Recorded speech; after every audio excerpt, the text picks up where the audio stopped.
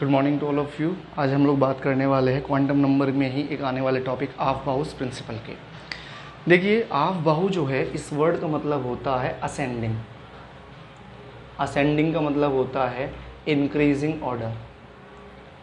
ध्यान रखिएगा, अगर हम लोग इलेक्ट्रॉन को किसी भी पर्टिकुलर इलेक्ट्रॉन के किसी भी एटम के अंदर फिलअप करना चाहते हैं, यानी कि मेरे पास अगर मान करके चलिए न्यूक्लियस है और न्यूक्लियस के बाहर ये वेरियस सेल्स जो है वो प्रेजेंट है, तो ध्यान रखिएगा जो आपकी लोअर सेल्स होती है उनकी एनर्जी भी लो होते हैं, जबकि जैसे जैसे शेल का नंबर बढ़ता जाता है उनकी एनर्जी भी हाई होती चली जाती है। यानी कि आपके पास आप न्यूक्लियस से जितना दूर होते चले जाते हो उतनी ही शेल्स की एनर्जी जो है वो बढ़ती चली जाती है।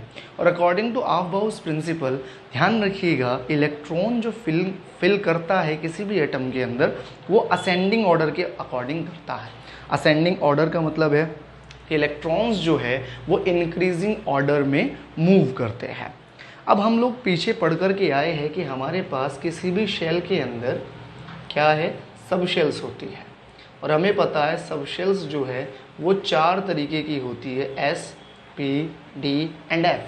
ठीक है, एस राउंड शेप की होती है, पी डम्बल शेप की होती है, डी डबल डम्बल शेप की होती है और एफ जो है वो कॉम्प्लेक्स शेप में प्रेजेंट होती है।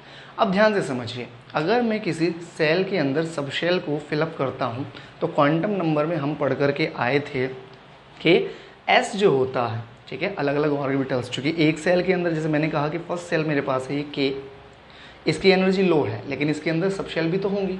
मेरे पास सेकंड शेल एल है या एम है या एन है लेकिन उनके अंदर सब शेल्स भी तो होंगी। तो किसी एक शेल के अंदर सब शेल्स है तो उन सब शेल्स की भी एनर्जी का अपना एक ऑर्डर होता है। तो यहाँ से अगर मैं कहना चाहूँ तो एस, पी, डी, एफ चारों की एनर्जी बराबर नहीं होती।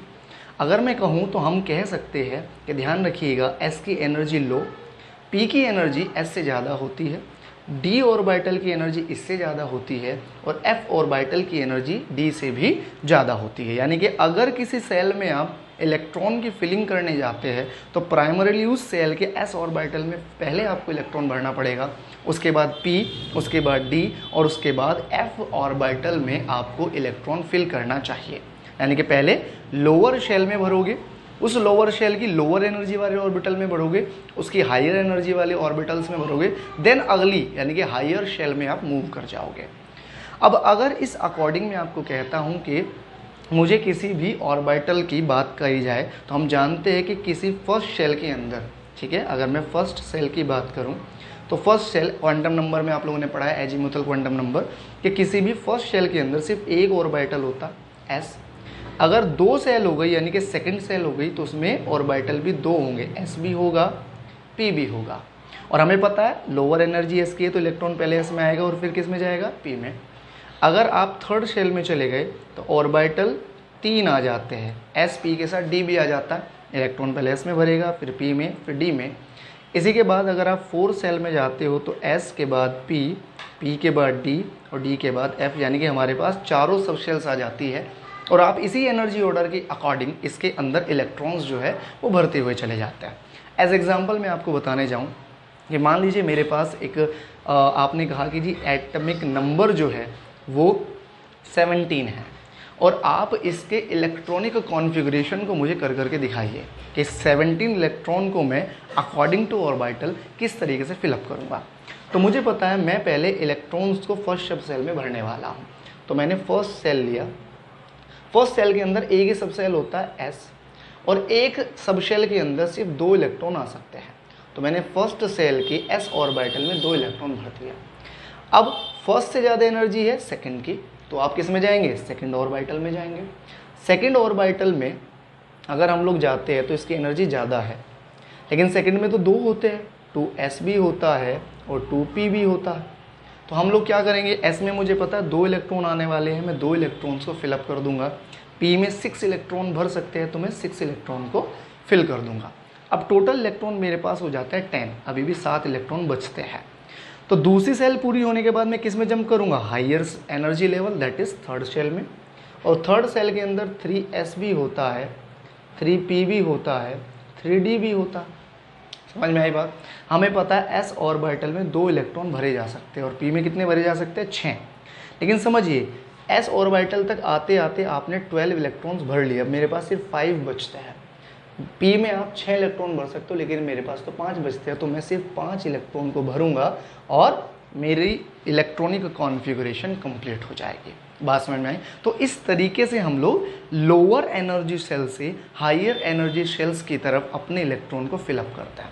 क्लियर हुआ। लेकिन इसी को सिंपली करने के लिए, इसी को इतना कॉम्प्लेक्स न बनाने के लिए आफबाउ ने एक टैली दी थी। उस टैली को एक बार आप समझ लीजिए। आप लोगों ने एनसीईआरटी में भी आफबाउ के लिए एक टैली देखी होगी इलेक्ट्रॉन्स को फिलअप करने के लिए। तो मैं उसका एक शॉर्ट वे आपको बता रहा हूँ। क्या करना है आपको पहले एक ट्रायंगल बनाना है, फर्स्ट सेल से फोर्थ सेल तक जाना है। हमें पता है फर्स्ट सेल के अंदर सिर्फ क्या होता है, एस ऑर्बिटल होता है। सेकंड सेल में एस ऑर्बिटल के साथ साथ पी ऑर्बिटल भी होता है। थर्ड सेल में एस पी के साथ साथ डी ऑर्बिटल भी होता है। और फोर्थ सेल में एस भी होता है, पी भी होता है, डी भी होता है और एफ भी होता है। अगर इस तरीके से देखें तो मुझे 4 सेल में एक ट्रायंगल जैसी स्ट्रक्चर नज़र आ जाती है।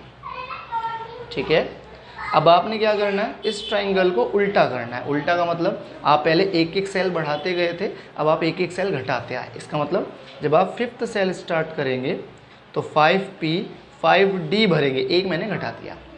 उसके बाद आप 6th सेल स्टार्ट करेंगे तो आप एक और घटा करके इसे कहाँ ले आएंगे, 6p पे, और आगे आप एक और सेल घटा दें तो ये कितना आ जाएगा, 7s।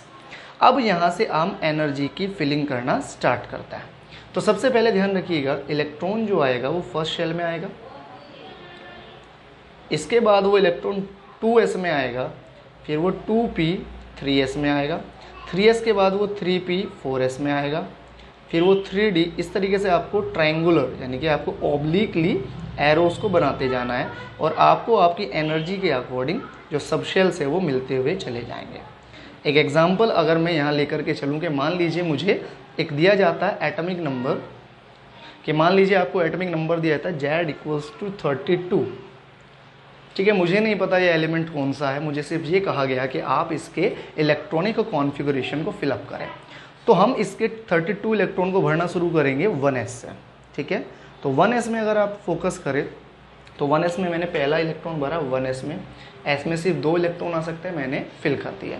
फिर आपने भी क्या किया, 2s में इलेक्ट्रॉन भरा, 2s के बाद क्या आता है, 2p आता है। s में 2 इलेक्ट्रॉन आ सकते हैं, p में कितने इलेक्ट्रॉन आ सकते हैं, 6 इलेक्ट्रॉन आ सकते हैं। तो अब तक मेरे पास 2 इलेक्ट्रॉन यहाँ आ गए, 8 इलेक्ट्रॉन यहाँ आ गए, 10 इलेक्ट्रॉन में भर चुका हूँ।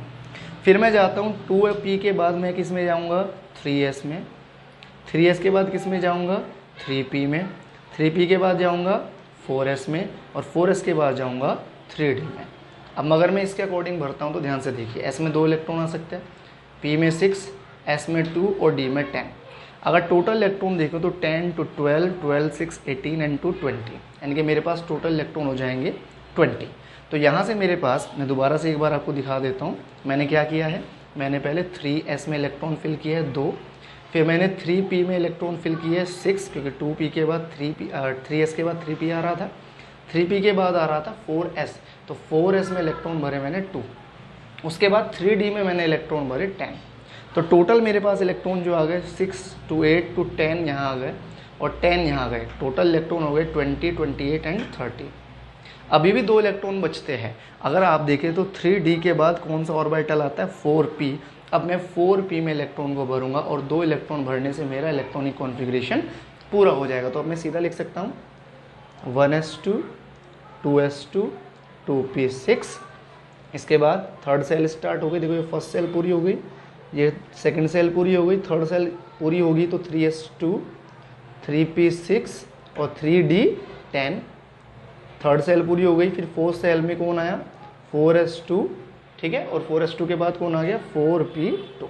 ये फोर्थ सेल है जो कि अभी इनकम्प्लीट है। तो इसके अकॉर्डिंग हम लोग किसी भी शेल के अंदर किसी भी एटम का इलेक्ट्रॉनिक कॉन्फ़िगरेशन कर सकते हैं। आई होप आप इसे बहुत अच्छे से समझ गए होंगे। एनसीईआरटी के क्वेश्चंस को प्लीज़ प्रैक्टिस कीजिए। Thank you so much.